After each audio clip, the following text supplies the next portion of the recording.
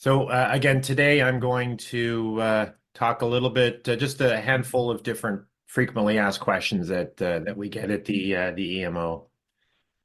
Uh, Today's presentation is brought to you by the Eclipse eCal project. Check them out. So actually, I'll be honest, we don't get this question nearly as much as I'd like, or sorry, we don't get this question all that often, but I threw it on the list anyway. If you don't already have your committer badge and would like one, please contact EMO Records at eclipse-foundation.org and we'll set you up. So this has come up in a handful of elections lately. How much merit is required for a committer election? I guess the first answer to this question is yes, we are serious about. Some people just assume that the documentation is describing an ideal. We actually do try to live by this. The one of our challenges is that the amount of merit that we require for a committer election does vary by situation. Different projects have different bars by which they determine somebody is ready to be a committer. Um, my experience has been that those projects that keep the bar low tend to be more successful at attracting a diverse community. But again, that's just an observation anecdotally. I don't have data to back that up. So how much is enough merit? More than zero. Um, consistency is important. We talk a lot about having a level playing surface and keeping with the metaphor, the game should not be biased in favor of contributors who work for a particular company. In an election, committer election nomination statement, we shouldn't see things like we hired this person or this person has been tasked with. Uh, that's not interesting. It's really a very much a what have you done for me lately kind of thing. We will look for project participation from the individual. You may know your colleague, but the community that you want to build around your project probably doesn't. Top level project charters do sometimes talk about what is required for merit. The Eclipse project, for example, does talk a little bit about what needs to be demonstrated to be invited to be a committer. Not all top level project charters say anything specific. A general rule of thumb is how much of a demonstration of merit would you need to see from a contributor that you've never met? That's, you know your colleagues. What if you didn't know this person? What kind of demonstration would you need? Git does make this easy, and I tend to not have too much sympathy when people say that developing merit is hard. Making pull requests is easy. If somebody needs to be a committer, they should certainly be able to make a pull request. Uh, Convince me I'm wrong, but I think that's a reasonable position to take. We also tend to think of Git commits as being the only metrics. Contributors can contribute in other ways, um, contribute to discussions, contribute on issues, answer questions in the community. Um, I'll admit that it's also easy uh, to be entirely pragmatic. We have a question from Florian. Yeah, hi. I'm Florian from Eclipse eCal. So this actually goes around our project here, and we have come exactly around. We have experienced this problem in the past too. Um, what? How do you handle people that are not software developers, so who don't write code? Because I've always seen the Eclipse process to be very commit centric, and unfortunately, the being a committer is required for a lot of other things too. And to become a committer, you have to write code. And how do you handle people who are not developers? So yeah, as I was saying, it's easy to be. I was actually literally just what I was about to say. So that's a great lead in. Thank you. Um, it's easy to look at this and think it's entirely about a commit record, but there are other ways to contribute. Right? Being engaged in discussions on project mailing lists, being engaged in issue tracking, providing other means of participating in the project, that all counts. And again, it's easy to kind of think, well, if they don't need to write code, why do they need it to be a committer? Well, um, committers also vote in committer elections. They help make decisions on behalf of projects and those sorts of things. But the key is public demonstration, right? So we just our processes don't support this notion of we happen to know that this person is a good person and they're going to be able to do good things for the project, make them a committer. If all of that is true, then they should be able to use public forums to demonstrate that. I have Rowan has a question.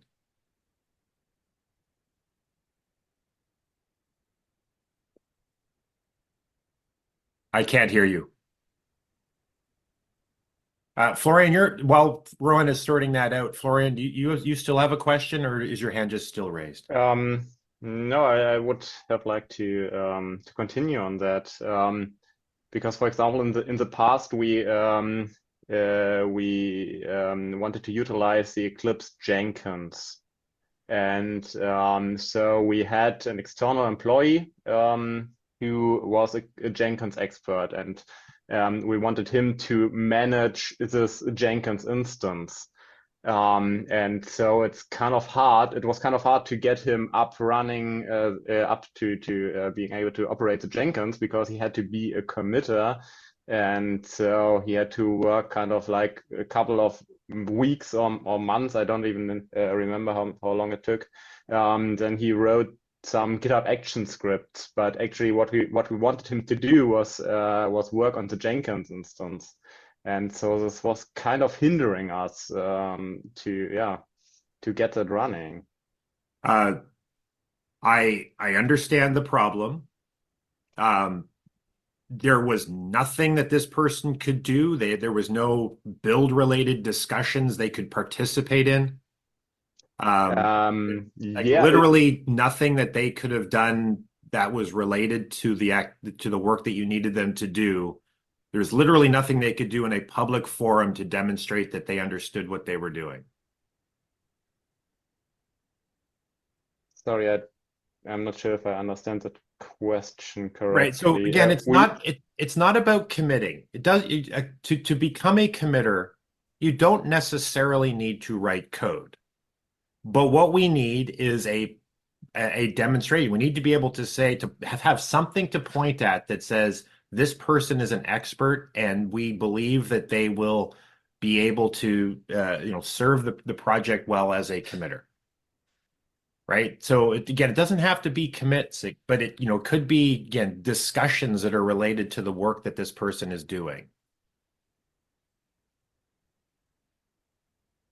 Um, Yeah, that's just how our meritocracy, openness, and transparency are things that are important in our community.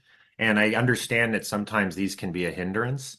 If there are specific cases, I would love to talk more about them. If there's an issue open for this, if you could draw it to my attention, I would love to understand better the problem. But again, we are an open community, and part of that is operating in public and saying, be hiring somebody or contracting somebody to do some work is not public, is not open. Rowan, did your connection work out? No, I'm still not hearing you. Can you drop something in the chat?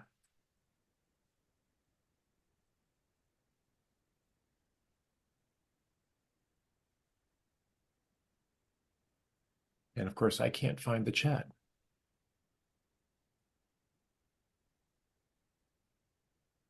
There we are.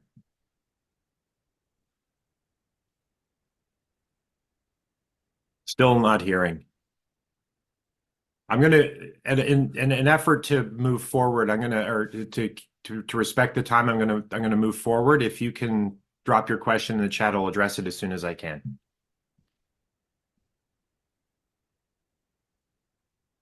Is a project lead a super committer? Uh, in all practical terms, the answer is yeah. Project lead is actually a distinct role. Um, Committers are project leads actually don't have the ability to vote in elections for committers or for project leads, but project leads are also committers. So they do have those privileges. The EDP describes these roles as separate, but in practice, for all practical purposes, yeah, a um, project lead has privileges over and above what a committer does. I use this as an opportunity to talk a little bit about the privileges that we grant to people with the different roles. Um, in GitLab, our project leads are maintainer, which is a superset of the abilities granted to a committer, which has the developer role, which is a superset of the privileges granted to a reporter, which is all of our contributors. So each of these manifests as a group. Each of these okay, I got your question, Rowan. I'll try to respond to that in a minute. Each of these has some has different roles. These manifest as different teams within GitLab, and the corresponding privileges are granted to people who fall into each of those teams. Similar thing occurs on GitHub. The GitHub had different role titles, but again, they tend to be supersets. This is another example of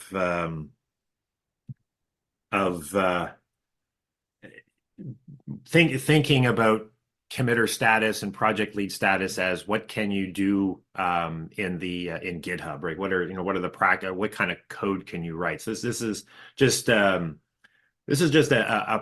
part of what it means to be a committer or a project lead. This leads to another question is how do I designate contributors? We have this third role, a contributors team that has some triage privileges. As a project committer, you can just go into your PMI page, your project management interface page for your project. And under the source code and issues tab, you can add contributors by email.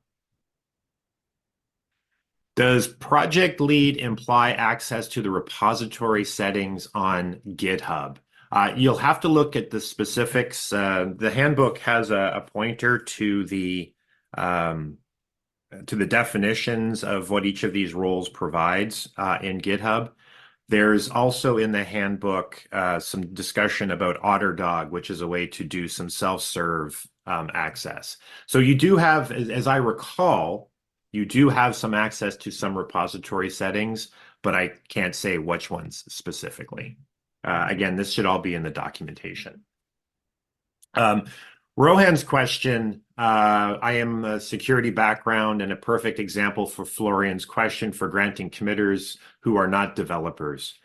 I provide my support in setting GitHub actions, look after security issues, and connect them to developers to help mitigate them. And in addition, I make engagements in conducting security office hours, maintaining tools across SDLC, and set the workflows.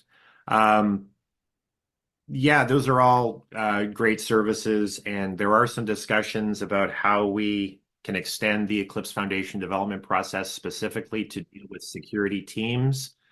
I can provide pointers when I post this video, I'll provide some pointers to those issues where we can try to figure out how we make this work. Again, though, if you are a security expert, Yeah, we have some challenges here. Unfortunately, I don't have a quick and easy answer today. I'm gonna just skip by this one, to be honest, right now, just because I have time. I don't have time. Why doesn't a committer appear on the Who's Involved page? We get this every once in a while. A lot of different things need to happen when somebody is elected as a committer. First thing we have to do is wait for the election to actually finish. Once the election is finished, the PMC needs to review the election results. We look to the PMC to validate that the election was run in good faith. New committer paperwork would then be the developer would be solicited for paperwork, and we need to wait until we get that from them. When the paperwork then needs to be processed by our EMO records, each of these steps has a certain amount of latency built into it, and then of course the IT team needs to actually provision the committer. Fair question then is, how do I know where we are in this process? And unfortunately, I don't have an easy answer. There's no place you can go and see where we are in this list. If somebody is taking too long being more than a few days to gain committer status and appear on the committer list, send a note to EMO and we'll try to sort it out.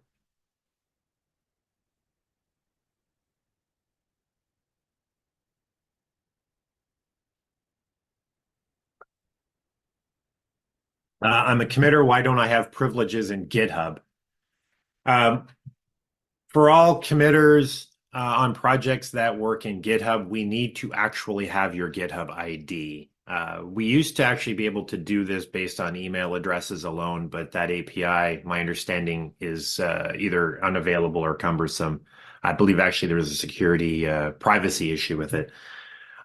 So if your project uses GitHub, we need all committers to go to accounts.eclipse.org, edit their profile, and specify their GitHub username.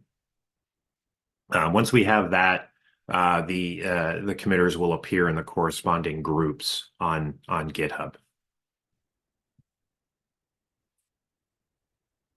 How do I move a Git repository to my Eclipse project? This has actually come up a handful of times in the last few weeks. Project teams pull in new functionality all the time. Very often this comes in the form of pull requests. Sometimes it comes from other sources. Sometimes this comes as an entire repository. In this case, open a help desk issue and the team will help you. The IT team usually does the initial triage. They'll engage with the EMO team. We'll take care of doing an intellectual property review. The repository may be moved before the review is complete, unless there is some compelling reason to wait. The IP team may provide some feedback during this process. We do ask that the IP issue you wait for the IP issue to be resolved, the intellectual property review to be complete before any content is included in any releases. So again, just open up a help desk issue and we'll help do this. We've been on GitHub, we've been moving to a model where every project has its own GitHub organization. And one GitHub organization. So so moving a repository into GitHub would mean moving it into your one organization. Moving it into GitLab, there's an opportunity for hierarchy, nested groups of projects, and again, where that goes in the hierarchy is entirely up to the project team. Can I change copyright and license headers? This manifests in a couple of different ways. Generally, it's a how do I change them? One of the things that you can do, I've got an example here of a copyright header. This is just a made-up one. The initial header says that it's copyright Wayne Beaton. If somebody else shows up and adds some content, you can change this to comma and others. That's one possibility. One thing that you should never do without getting, the copyright holders themselves can do this, but nobody else should do this, is remove copyright information. It's tempting to try to generalize, right? We do have a form of copyright header that says contributors to the Eclipse Foundation. It's tempting to remove the copyright header and replace it with that. Please don't do that. If you do want to do that, please check with us and we'll try to help you through the process. Generally, that would require some, and like I said, involvement from the actual copyright holder that's listed. Another form that we're seeing a lot of, and I quite like, is adding additional copyright lines. If you make a substantial contribution to an existing content,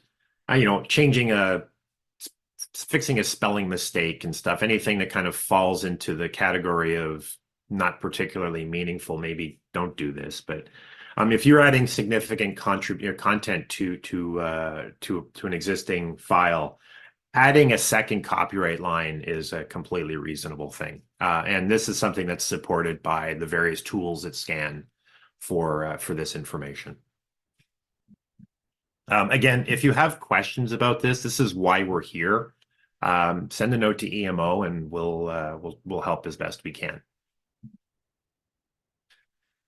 And this comes up a lot. Can I use a project name, an Eclipse project name, as part of my product name? And the answer is no. Well, the answer is we need to avoid confusion. So can you use a project name in your product name? Yes, but in a particular way. So I have two examples here. The MicroProfile Force 10 server and Force 10 server for MicroProfile. I don't know that this makes any sense in the context of MicroProfile. But the idea here is that when it comes to managing trademarks, it's about avoiding confusion.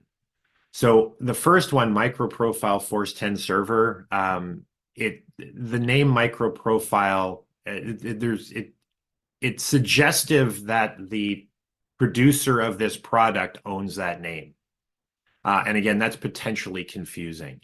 However, the second one, it's generally considered by the trademark community to be more suggestive that For MicroProfile is somebody else's trademark, right? So having a product called the Force 10 server for MicroProfile is fine.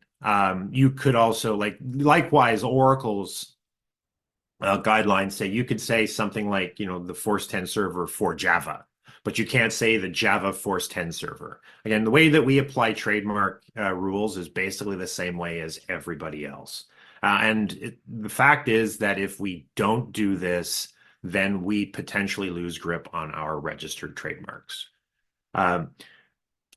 Confusing for some of for people in some jurisdictions, especially within Europe. There is no notion within Europe of common law trademark. This is something that does make sense in a lot of jurisdictions, the UK, Canada, the US. There's a few other countries around the world, this notion of common law, by which if you use a name and put a little TM next to it, that's a trade that is an active trademark. It's not nearly as strong as actually formally registering it. We consider those common law trademarks to be trademarks of the Eclipse Foundation and subject to the same rules as well.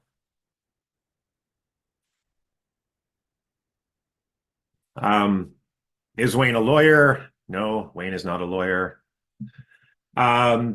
Do we need to create SBOMs? You may have heard some rumblings about the CRA recently. My understanding is that it has been passed by various elements within European Parliament, and we are on a timeline now to require SBOMs, which I believe is 3 years. We'd like to get a lead on this. If you're not already producing SBOMs for your project, I would like you to start. We do have some information for this. We have a GitLab instance that describes how to do this for some technologies. If your technology is not listed there, we would like to help you. If you have some bandwidth to do this, please send a note to emo@eclipse.org and we will try to engage to help you generate this for your project. These are going to be required at some point, and like I said, we want to try and lay as much groundwork as we can between now and the required dates so that we can be successful with them. That's everything I have planned for today. Like I said, I do need to drop at the top of the hour. So I guess I do have time for one or two more questions.